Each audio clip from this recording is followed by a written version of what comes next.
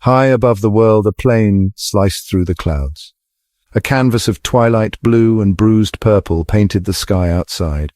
Inside, the cabin hummed with artificial light and the murmur of distant conversations.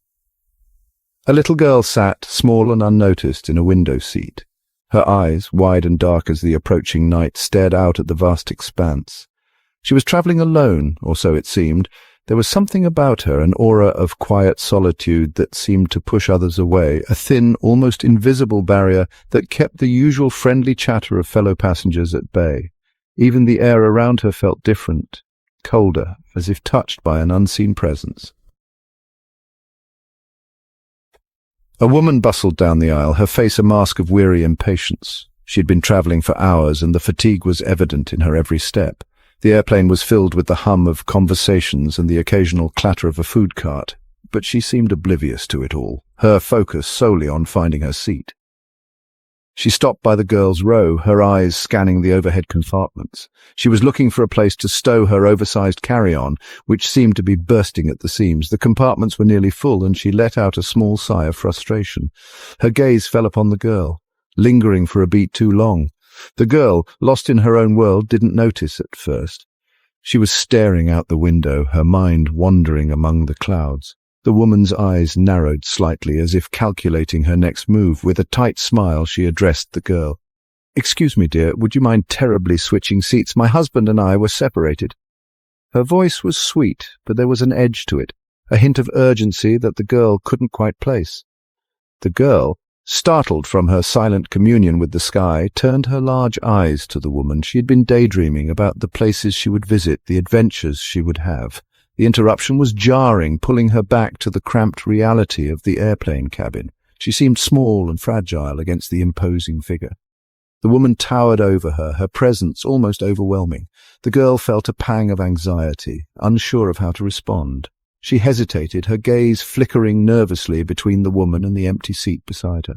She didn't want to give up her window seat, but the woman's request seemed reasonable. Still, something in the woman's demeanour made her uneasy. She clutched a warm teddy bear tighter, its fur rubbed almost bare with years of love. The teddy bear was her comfort, her constant companion on these long journeys. She drew strength from its familiar presence. "It's all right, dear," the woman continued, her voice taking on a saccharine tone. "It's just for the flight." She tried to sound reassuring, but the girl could sense the underlying impatience. But her eyes held a glint that belied the pleasantries. There was something almost predatory in her gaze, a determination that made the girl's skin crawl. She felt trapped, cornered by the woman's insistent presence. It was an unspoken demand, cloaked in faux politeness. The girl knew she had little choice but to comply. With a reluctant nod, she began to gather her things, her heart heavy with the loss of her cherished window seat. The girl, her voice barely a whisper, asked, "Where would I sit?" "Oh, anywhere else is fine," the woman chirped, already turning away, dismissing the child's concern. "Just let the stewardess know your seat number and your name." The girl hesitated again, then spoke, her voice small but clear. "It's Freeman. Alana Freeman." The air in the cabin seemed to crackle, the temperature dropping perceptibly. The woman halfway down the aisle stopped abruptly. The friendly chatter that had been buzzing around them died down, replaced by an unsettling silence. The name hung in the air like a whispered threat, an echo of something ancient and powerful. Alana Freeman, a name that carried the weight of history, of struggles fought and won, of injustices whispered in hushed tones. The flight attendant, a woman with a carefully constructed facade of cheerfulness, approached their row. Her smile, however, seemed strained, her movements stiff. She addressed the woman in the aisle, her voice losing its practiced sweetness. "Is there a problem, ma'am?" No problem," the woman stammered, her previous assertiveness gone. She shot a quick, almost fearful glance back at Alana. "Just sorting out the seats." She scurried down the aisle, her earlier urgency replaced by an uncharacteristic haste. The flight attendant turned to Alana. Gone was the saccharine smile. Her eyes, reflecting the dim cabin lights, held a strange mixture of apprehension and something akin to respect. Fear? She leaned down, her voice barely audible above the now silent hum of the plane's engines.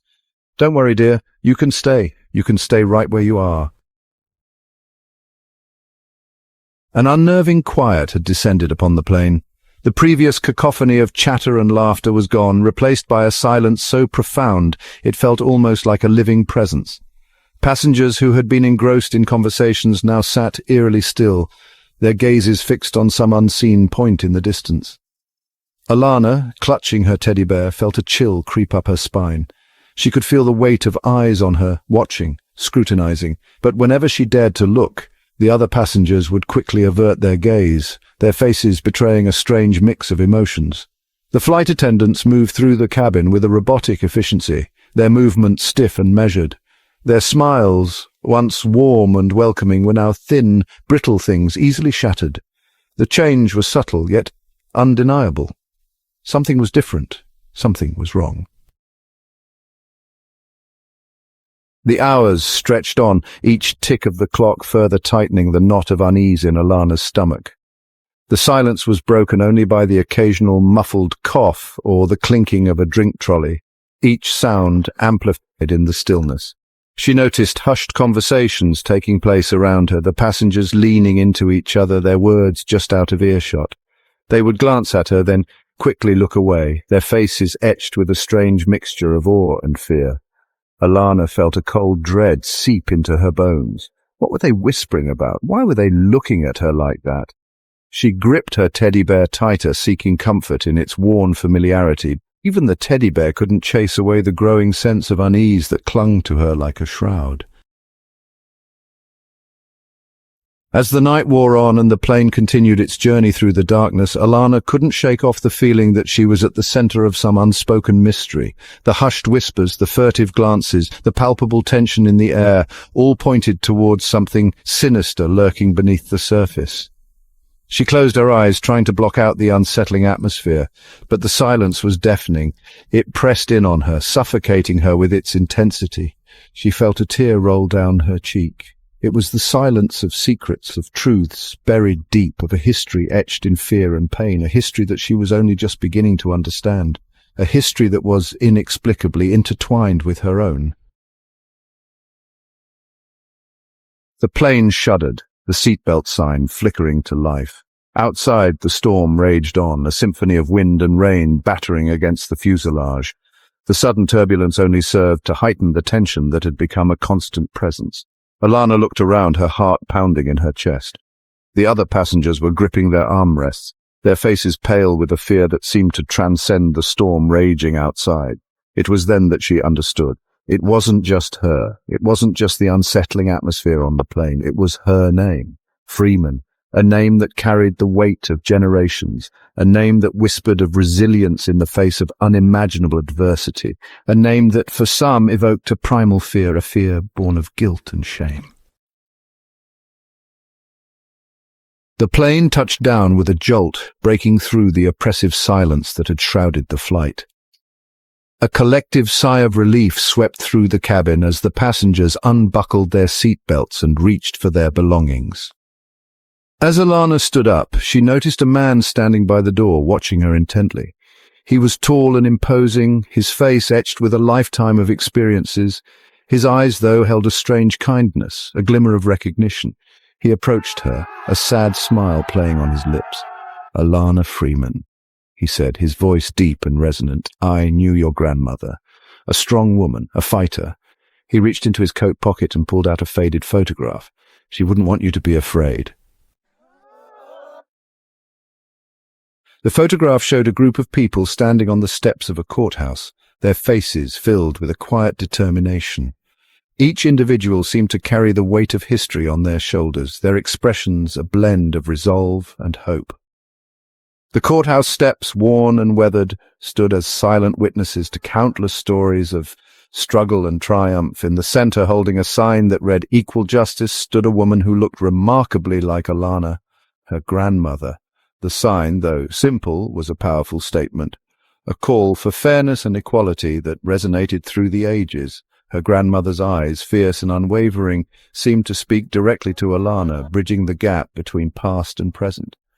As Alana stared at the picture, she felt a surge of pride wash over her, chasing away the fear and uncertainty that had plagued her throughout the flight. The photograph was more than just an image. It was a testament to her family's resilience and courage. It reminded her of the strength that ran through her veins, a strength she had often doubted, but now felt more acutely than ever. She understood now. The pieces of her past, the stories she had heard, all fell into place. It was as if a veil had been lifted, revealing the true significance of her heritage. Her grandmother's fight for justice was not just a chapter in history, it was a part of who she was, a part of her identity. The whispers, the fear, the awe, it was all connected to her family's legacy, to the sacrifices they had made, to the battles they had fought and won. Each photograph, each story was a thread in the tapestry of her family's history, a history rich with struggle and triumph. The legacy was not just a burden, it was a source of immense pride and inspiration. The man placed a hand on her shoulder, his touch gentle yet firm. It was a gesture of support, a reminder that she was not alone in this journey. His presence was a comforting anchor, grounding her in the reality of her heritage and the strength it bestowed upon her. "Never forget who you are, Alana," he said, his voice filled with emotion. His words were not just advice, they were a command, a call to remember and honor her roots.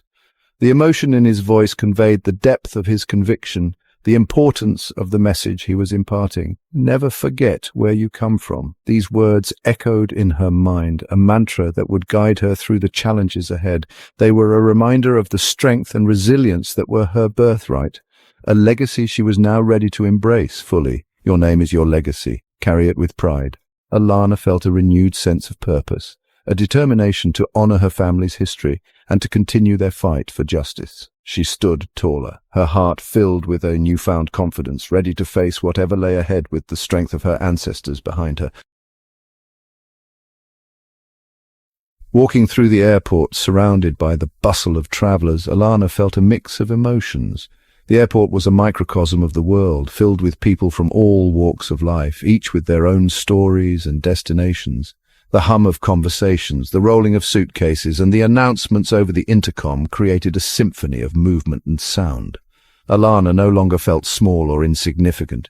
She had grown in ways she never imagined. The journey she had embarked on was not just a physical one, but a deeply personal and transformative experience. She carried herself with a newfound confidence, her chin held high. Each step she took was filled with purpose and determination, a stark contrast to the timid girl who had once been afraid to speak up.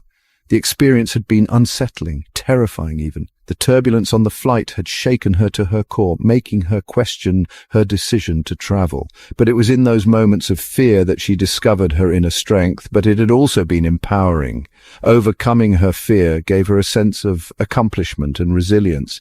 She realized that fear was a natural part of the journey, but it didn't have to define her. The chilling flight had been more than just a journey. It was a metaphor for the challenges she would face in life. Each takeoff and landing symbolized the highs and lows, the beginnings and endings that shape our existence.